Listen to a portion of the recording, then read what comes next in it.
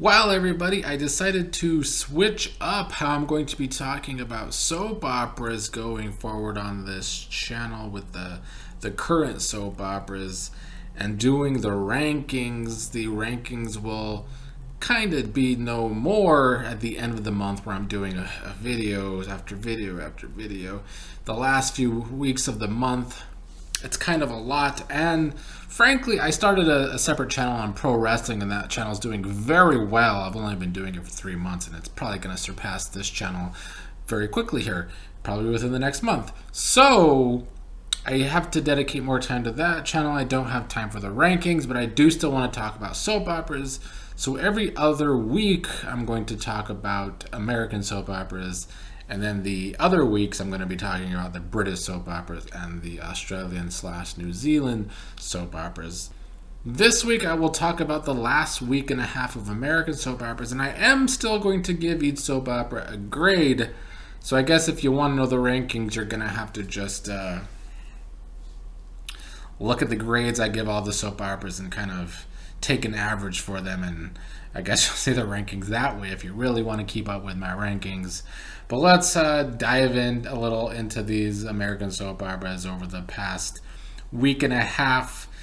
The start of February sweeps, if you will. All of the American soap operas still extremely lackluster, if not downright bad.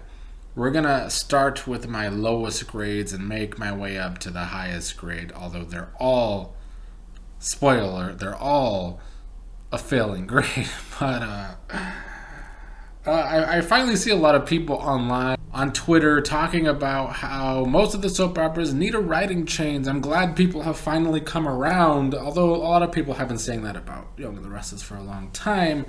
But they're really coming around on that on General Hospital and Bold and the Beautiful as well, even though Bold and the Beautiful is never going to change their writer because they own the show. Days of Our Lives seems to be getting the least of that, even though I still don't think Ron's doing that good of a job over on Peacock. But let's start with Bold and the Beautiful.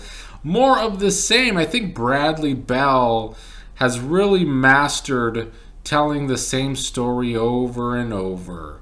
Yes, this is something he's done all along, but he might have actually now finally mastered it, because he seemed to have figured out that you could tell the same story for months and months and months, and it can get very repetitive.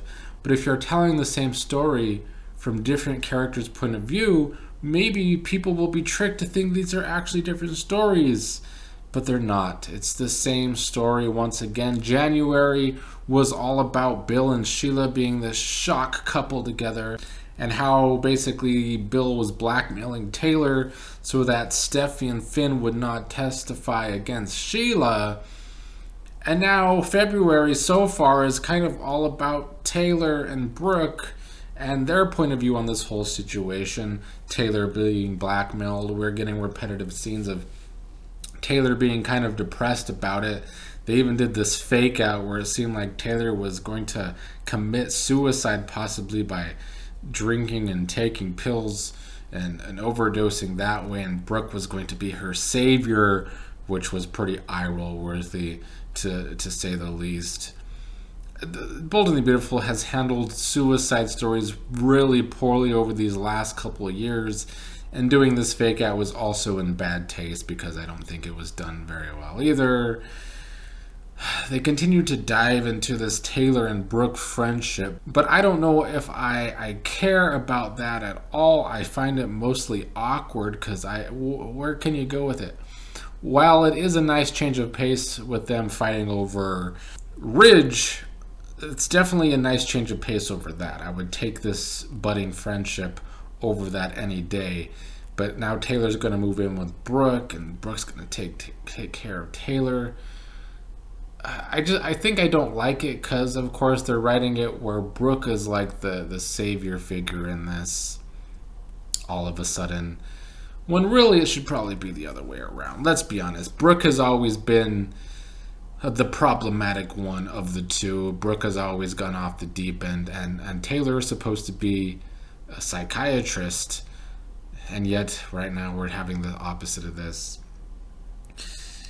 But that's really it. It's more of the same. Bill and Sheila and that terrible relationship. They continue to also make it seem like Deacon has feelings for Sheila, and like there's a possible triangle with Sheila at the center of it. It's too much for me. They've really dropped the ball on Sheila, to say the least. It was just a few months ago I was still talking about how I kind of enjoy the Sheila and Deacon relationship. They at least entertained me, even though it was getting repetitive.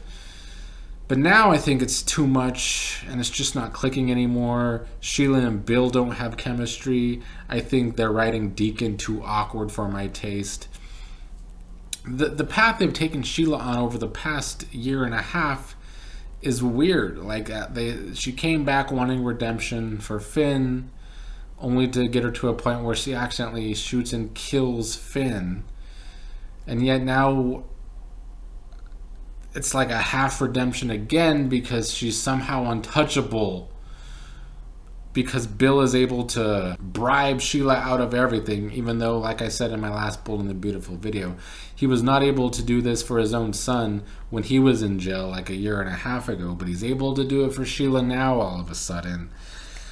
It's more of the same from Bold, where the plots just take precedent over everything, whether they make sense or not. It is plot-driven to the extreme. I can deal with plot-driven when it's done right, but Bradley Bell does it wrong constantly. We did kind of at least get a second story these last few days with Douglas's custody and Thomas and Hope wanting custody, and they're going to let Douglas decide. I did kind of chuckle when he chose Steffi and Finn randomly, and neither of those two, leaving those two in the dust. Douglas is the smartest character on this show as a child, which is also ridiculous, but it is what it is. Anyway, I still gave Bold and the Beautiful an F-, the lowest possible grade I could give something. I gave to Bold and the Beautiful. It is an F-, still one of the worst things on TV, in my opinion. We'll talk Young and the Restless next, and if there's any American soap opera and just soap opera in general that is almost as bad as Bold and the Beautiful, it is its sister soap opera on CBS, The Young and the Restless. Where Bold and the Beautiful is bad because every single character is so hollow because it is so plot-drivenly bad, Young and the Restless is hollow because every single story and every single character is lifeless. And it's been this way under Josh Griffith's entire run of this show over the past few years.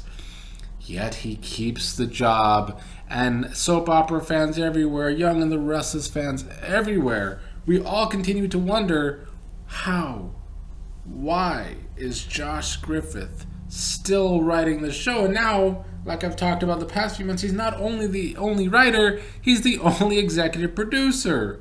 It's so bad. It's so bad that the CBS has given up completely on their soaps, but they have because they are both bottom of the barrel. Nothing on this show is good or interesting at all.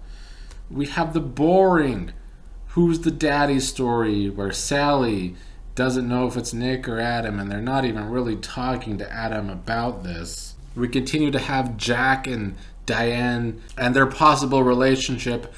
After the Jeremy Stark story ended so quickly, they built it up and built it up.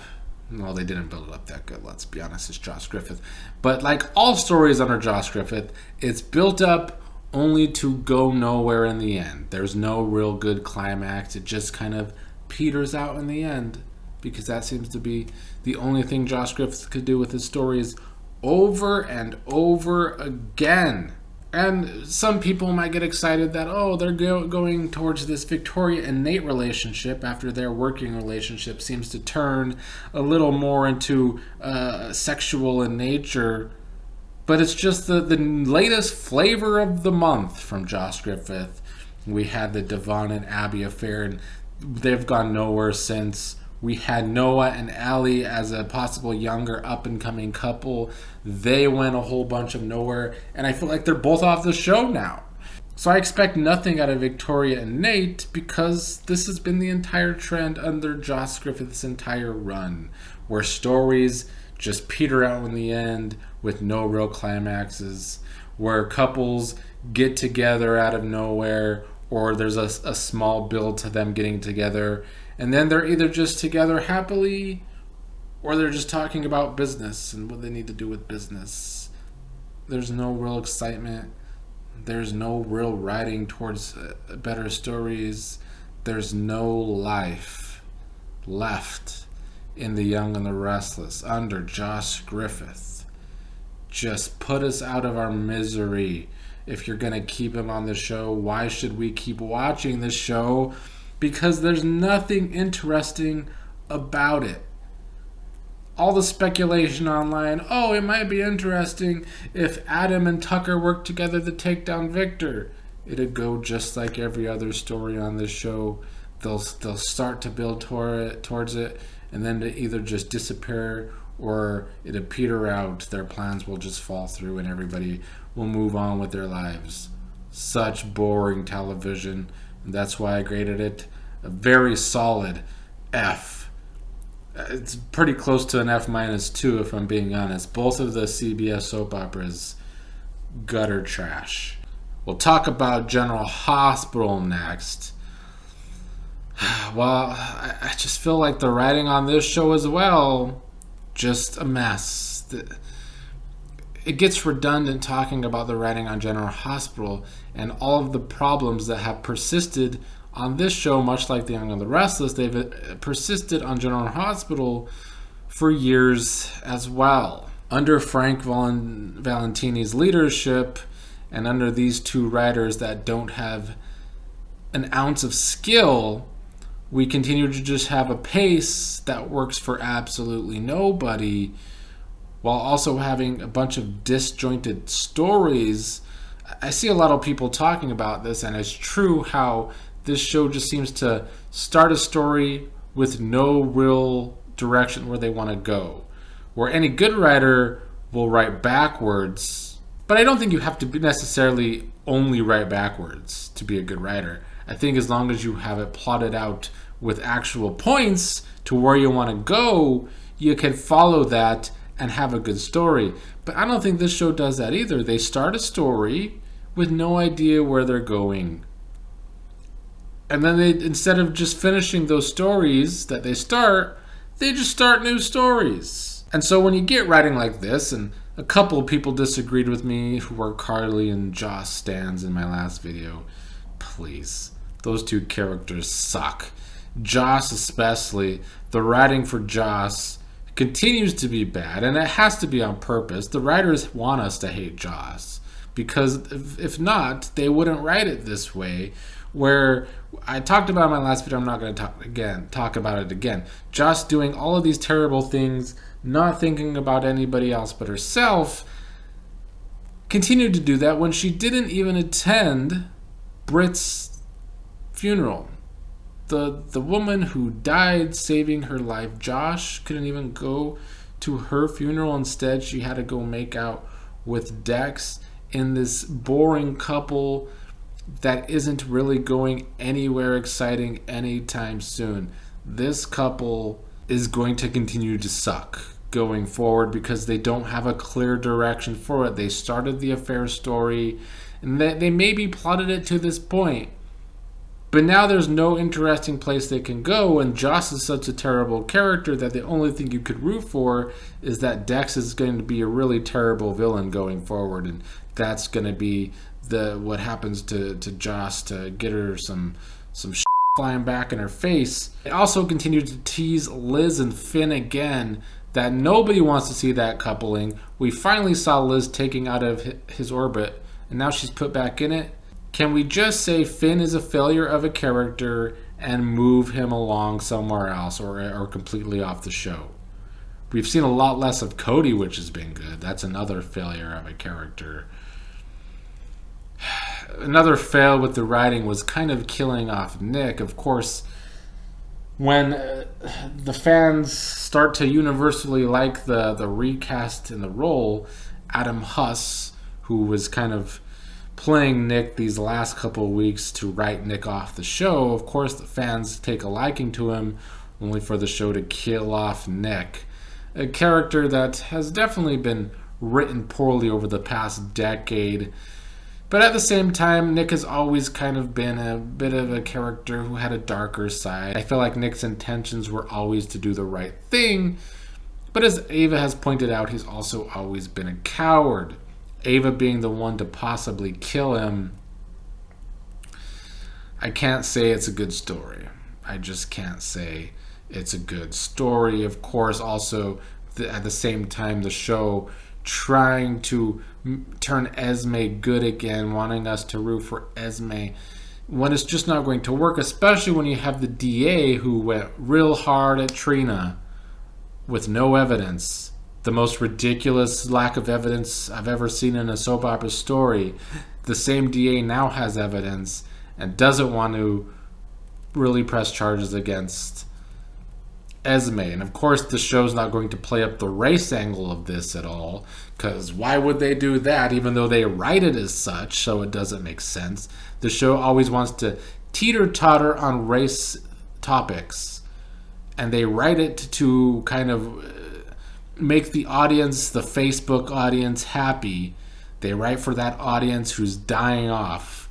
And yet, they did touch upon the race issue once upon a time when Trina was actually going to trial, talking about how maybe Esme's motivation was racially related.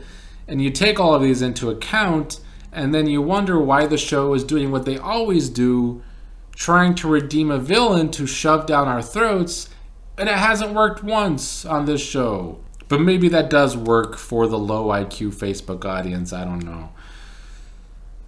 We are building towards Portia and Curtis's wedding, where Portia's secret and Trina's paternity is going to probably come out and blow up in Portia's face.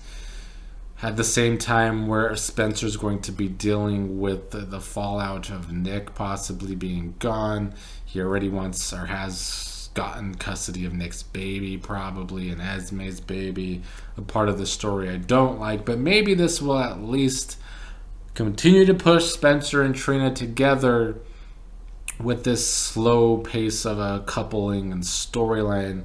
We saw People magazine's cover for the 60th anniversary of General Hospital with Spencer and Trina, who are not even together, the only new age couple on that cover.